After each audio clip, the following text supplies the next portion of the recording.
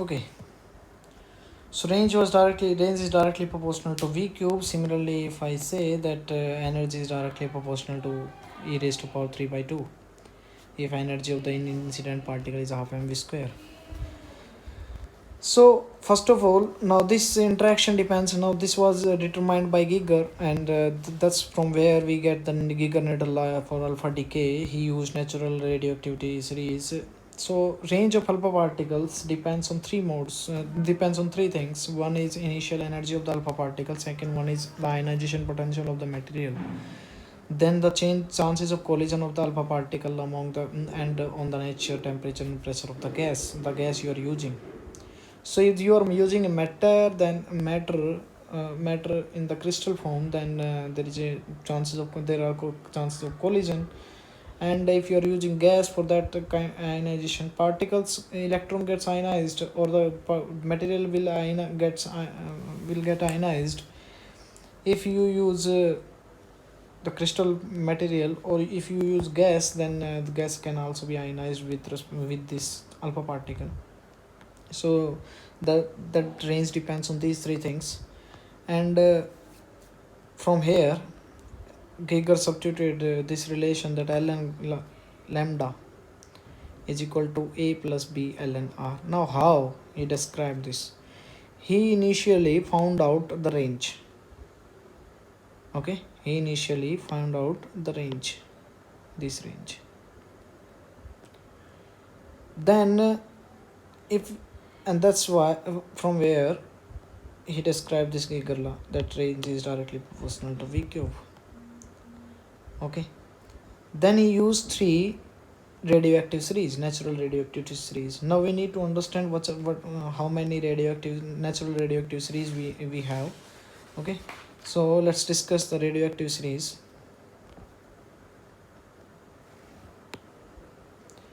There are 4 natural radioactive series.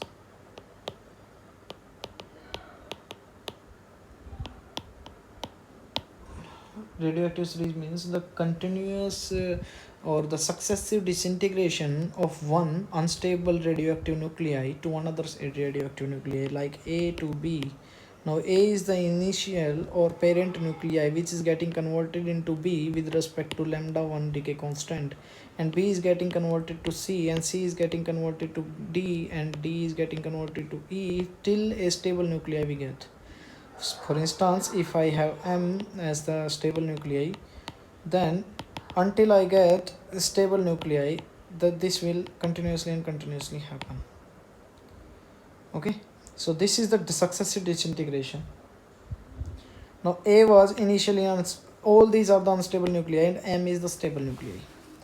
Now this particular disintegration can happen by three modes we know: alpha and beta decay, or the corpuscle particle emitted disintegration, and with respect to gamma radiation we have another mode of disintegration. Then if A is getting to B by alpha decay, means a alpha particle is coming out, like if I use radium or radon or radium, so one is converted to another one, and by emission of alpha particle. So this is a particular process in which alpha particle gets emitted, right? So A is, and B has more and more chances of beta decay first, and then there is alpha decay. So first B gets converted to C, and then the alpha decay happens, and then D gets converted into E, and so on and so on. So these are radioactive series, and we have 4 radioactive series, 4 natural radioactive series, 4n plus 1. Now these are assigned values with respect to the mass number. If mass number is equal to A is equal to 4n, A is equal to 4n plus 1, A is equal to 4n plus 3, 2,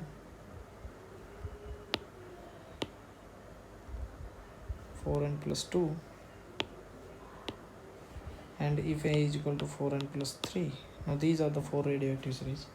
If you have 4n plus 4, then that is 4n already with a different integer. Now with respect to 4n, we have a thorium series, and with respect to 4n plus 1, we have a neptunium series. with respect to 4n plus 2, we have uranium series, and this is the last one. 4n plus 3 is actinium. Now if I let you know that actinium is not the parent nuclei A in this series, it is uranium.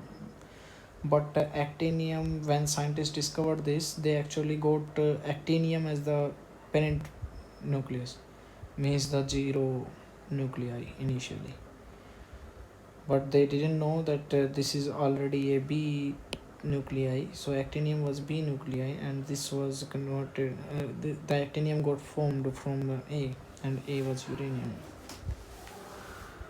Okay, so we have these 4. Now in neptunium we have the end product as bismuth 209, and thorium, in thorium, uranium and actinium, we have, in all these 3 we have end product as lead.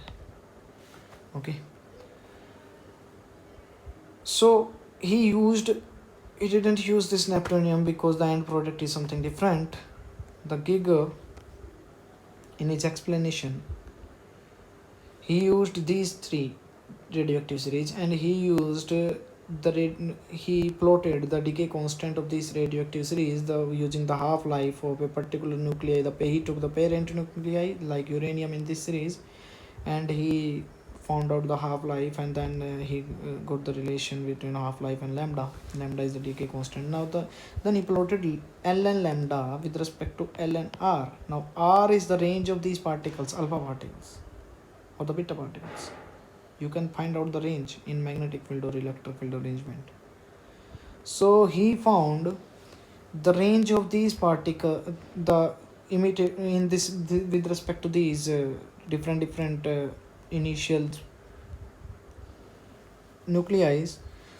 He found out the range of these particles. Then he plotted the with respect to ln r with respect to ln lambda, the decay constant, logarithmic decay constant. Then he got that these are the straight lines with respect to this relation. So ln is equal to a plus b ln r. This was the main relation, and this is the Giger-Nuttall law, where a and b are the constant thing. Now for different radioactive series, now the slope is almost same, so b is almost same, okay, of all these of all these series. So he plotted this relation, and this is the much more important topic. Giger-Nuttall law is too much important for your course. Now let's discuss further. Now energetics of alpha decay, we already discussed this, and we got that T alpha, the kinetic energy of alpha particle. If we have a parent nuclei X, we having atomic number Z and atomic mass number A, getting converted to Y, and with respect to alpha particle, now this is an alpha particle, and the disintegration energy in this is Q. Then I can find out the Q, mx minus m alpha minus my into c square, and this Q will be distributed among the kinetic energy of these two daughter nuclei, alpha particle and this. So the kinetic energy of the daughter nuclei was 4Q upon A, and the kinetic energy of alpha particle was Q into A minus 4 by A. Now A has to be greater than 209. Okay. So if you further discuss this, then kinetic energy is almost, there were 2 conclusions. The kinetic energy is almost equal to the disintegration energy, because when you put A is equal to like 236 or 235, then you will get this relation that this is the T alpha is nearly 98% of Q value, and kinetic energy of the daughter nuclei very small. Now alpha decay through tunneling, this was the explanation that the potential should be greater than the potential of the interaction or the particle. Now alpha particle has to cross this potential. Now how this crosses this potential, the particle crosses this potential, we already discussed that this happens through the tunneling, quantum tunneling. The quantum arrangement and the quantum picture actually explain this, and that's what in 1928 Gamow used this and explained this. So the transmission probability comes out to be T is equal to e raised to power minus g, where g is equal to this much. Okay. Now putting these values of constant, a is equal to this much, a is equal to 1.587 into 10 raised to power 6 root joule, and b is equal to 94 into 10 raised to power 6 root meter. Okay, so from here on you can find out these things: the decay constant, half-life, decay constant, and the collision frequency. These three things were the important thing in this. So for example, if I use 92-238 uranium, which is getting converted into thorium 90 is the atomic number of thorium, you may have different isomers, no sorry, different isotopes, but the important thing is that the atomic number of the thorium is 90, and the atomic number of uranium is 92.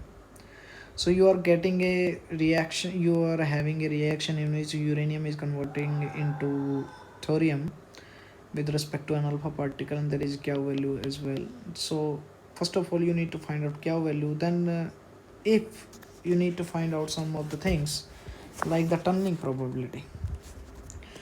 Now first of all, for tunneling probability you need R here and E here. So putting the value of energy of alpha particle is this much, then in the half-life and of uranium.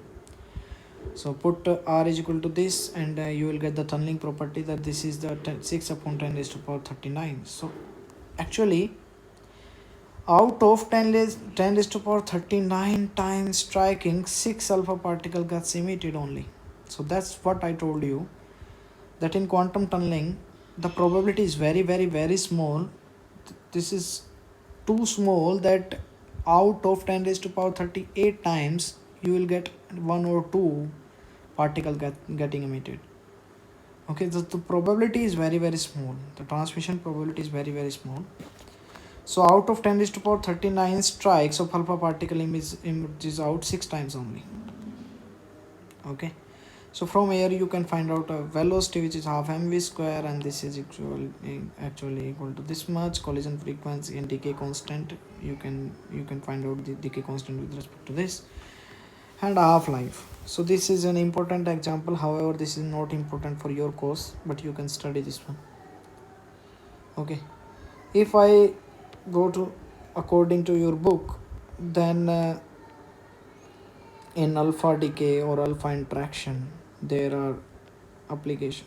Let's discuss range of alpha particles. Now you can find out this, and we actually discuss this as well.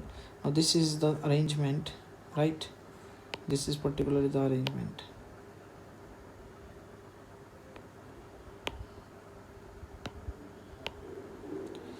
Okay, then oh shit.